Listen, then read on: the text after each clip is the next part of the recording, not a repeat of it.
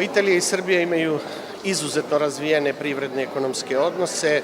To govori spoljnotrgovinska razmena u 2017. godini koja je iznosila skoro 4 milijarde evra. Italija je prvo izvozno tržište za srpsku privredu. Veliki broj italijanskih firmi je uložio svoj kapital u Srbiju, procenjuje se negde na preko 2,2 milijarde evra. 23.000 zaposlenih u Srbiji radi upravo u tim firmama koje su osnovane italijanskim kapitalom, skoro 12.000 zaposlenih u Vojvodini i ovo je prilika da se ta dobra privredna saradnja proširi i podigne na jedan viši nivo. Platforma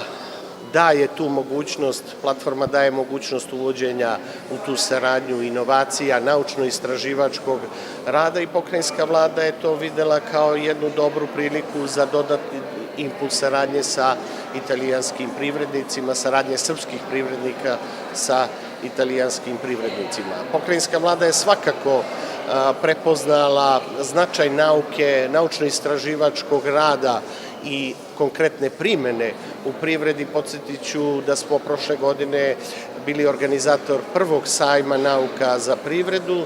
To govore i ulaganja u Novosadski univerzitet, to govori i izgradnja naučno-tehnološkog parka na više od 29.000 kvadrata koji se gradi ovde u kampusu Novosadskog univerziteta zajedničkim ulaganjem Vlade Republike Srbije i pokrajinske vlade i mislim da u tom pravcu dajemo punu podršku privredi sa jedne strane, da što više primeni nauku, primeni nova tehničko-tehnološka dostignuća u proizvodnji i tako se postigne veći kvalitet, a samim tim hrabrimo i naučnu zajednicu da svoj rad plasira na tržištu.